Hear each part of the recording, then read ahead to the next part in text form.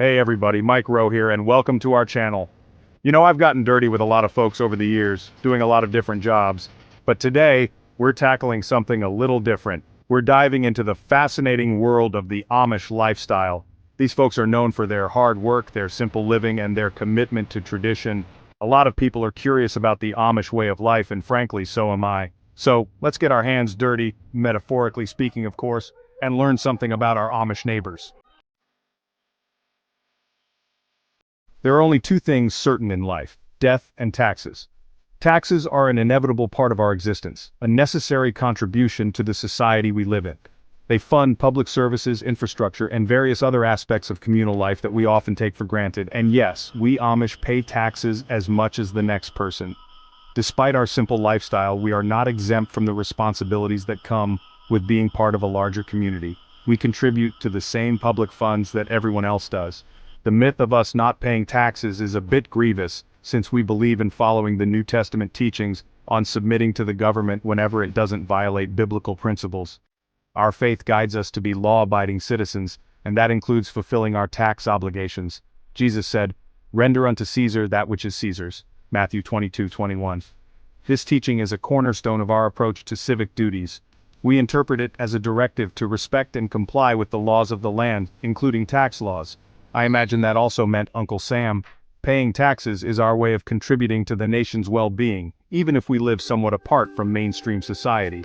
Now, with all that said, there are small groups of Amish who choose to be ultra-conservative. These groups often adhere to stricter interpretations of our faith and lifestyle. Supposedly, they live off the beaten path somewhere, shun social security numbers, deal only in cash, and, as far as the government is concerned, may not even exist.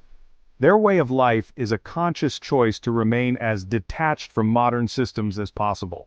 I cannot speak for these groups since I have so little information. Their practices are shrouded in mystery, even to many of us within the broader Amish community. They are in the distinct minority. Most Amish communities follow a more balanced approach, integrating some modern conveniences while still holding fast to our traditional values. But for the most part, the Amish believe in being honest and upright citizens, and that includes paying our fair share. We understand that taxes are a part of our duty to the country we live in. We may not always agree with how the government spends our money, but that's a conversation for another time. Maybe over a slice of shoofly pie. Our commitment to paying taxes is unwavering, a testament to our belief in contributing to the greater good. The relationship between the Amish and modern banking is a little more complicated. You see, throughout the country, there is a great degree of variation in how conservative groups of Amish choose to be. Some of the more conservative groups may not use debit cards, but to the best of my knowledge, almost all of the Amish use banks. In the area where I live, debit cards are fairly prevalent. We use them for the same reasons anyone else does: convenience, security, and to keep track of our finances.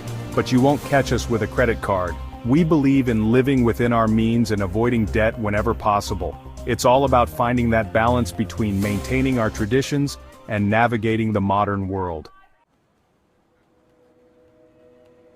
As a rule, the Amish don't vote. We believe we can help our government more by praying for them than by casting one vote. And we do want to pray for our leaders, 1 Timothy 2:1-2. Separation of church and state is an important part of the church's history, and we desire to be citizens of an eternal kingdom, much more than an earthly one. Thus, the practice of keeping participation in government at an arm's length. With this said, there are groups of Amish that choose to vote in local elections, but none in the area where I live. We respect their right to do so, just as we hope they respect our choice not to. Now let's talk about beards. In our community, a man will grow a beard after he is married. It saves money on razors that he now needs to support a wife. All jokes aside, originally, an Amish young man would grow a beard as soon as he joined the church, regardless of marital status. This is part of our non-conformed culture, much like plain clothes. Though some drift perhaps, it is now common in many areas to wait until one is married to grow facial hair. In some communities though, men do begin sooner. It's a visible symbol of our faith and our commitment to a simpler way of life. I asked Grandpa Miller, a retired bishop, about this one. He has seen many changes over the years and has a wealth of experience. He responded, "A bishop shall be a shepherd to his flock and lead them in preaching the plan of salvation." This role is not just about authority, but about guidance and care. In baptisms, weddings, and funerals, the bishop is there to support and guide the community through these significant life events. They are ordained by lot, chosen by God, as in Acts 1, 23-26. This method ensures that the selection is seen as divinely guided, rather than influenced by human politics. In my young life, I have lived in churches under 3 different bishops and have yet to experience a harsh one. Each bishop has brought his own style and personality to the role, but all have been kind and fair. People are people, and styles and interpretations will vary, but the core values remain the same. The community respects the bishop's role, and the bishop respects the community's needs. I think it is safe to say there are many more George Washingtons than Fidel Castros. The leadership is more about service than power. It should also be noted that although a bishop is ordained to lead the church, his leadership is not absolute.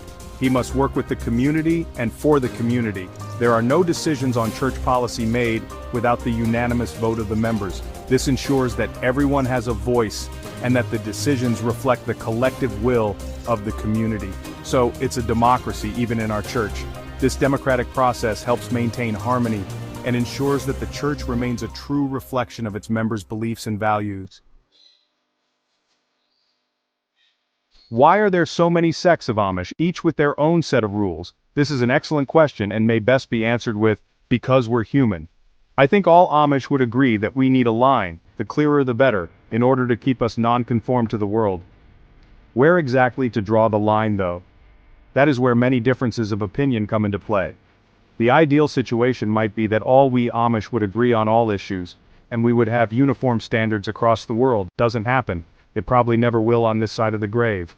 In the meantime, by the grace of God, we'll strive to understand, respect, and love all people as Jesus taught.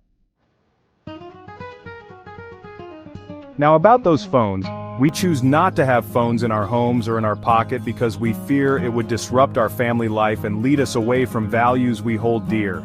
We realize we need to make some concessions in order to function in the world, and it has seemed to work well to have a phone slightly separated from the home. The growing use of cell phones by some Amish is a concern to many, and is an issue being sorted through at the present. Degrees of conservatism vary. Chapter 8. 8th grade and out education for a simpler life. We Amish aim to provide an education that enables a person to earn a living. We believe that an 8th grade education is sufficient to do this. So far through all the years, this belief has proven true. It is felt that higher education tends to lead away from our simple, non-conformed lifestyle. Therefore, we avoid it. We focus on practical skills and knowledge that will serve us well in our chosen trades and in our community. Chapter 9. No photos please, honoring a higher commandment. I asked Grandpa Miller for help here. We have discouraged photos using one of the 10 commandments, thou shalt not make unto thee any graven image or any likeness of anything in heaven above or the earth beneath or in the water under the earth. We believe that photographs can lead to vanity and self-promotion, which goes against our core values of humility and simplicity. Chapter 10. Rumspringa more than just a wild ride. Rumspringa, interpreted literally, it means running around. This term, often shrouded in mystery and misinterpretation, holds a significant place in Amish culture. What it really means and how Hollywood and the media have at times portrayed it are two different things. Shocking, isn't it? Chuckle. The media often sensationalizes this period, depicting it as a wild, rebellious phase filled with excess and defiance. Rumspringa is the period of time when a youth runs around with other youth to social functions, hymn singings, recreational sports, etc. It's a time for them to explore their community and form bonds with their peers. In the process, he often meets a partner, courts her, and gets married, abruptly ending the running around. This phase is crucial for personal growth and finding a life partner within the community. It is not intended to be a time of partying or other wild excesses. Contrary to popular belief, Rumspringa is more about socialization and less about rebellion. Most of the time, for about 85% of the youth, it isn't. They engage in wholesome activities that align with their values and traditions. Amish teenagers, though, are much like any teenagers. They experience the same curiosity and desire for independence. Sometimes they suddenly think they know much more than their parents, and go against their parents' wishes in things they choose to do or have. This can lead to moments of tension and conflict within the family. Some parents permit this. Very few encourage it. The community understands that this is a natural part of growing up and they handle it with patience and guidance. It should be emphasized, though, that while these youth may get the headlines, they are distinctly in the minority. The majority of Amish youth navigate Rumspringa with respect for their traditions and a clear understanding of their cultural values. Well folks, there you have it, a little glimpse into the life and times of us plain folk. We hope you found it enlightening. The Amish way of life isn't for everyone, but we cherish our traditions and our connection to a simpler time. If you ever find yourself in Amish country, be sure to say hello. And remember, life's too short to be in a hurry.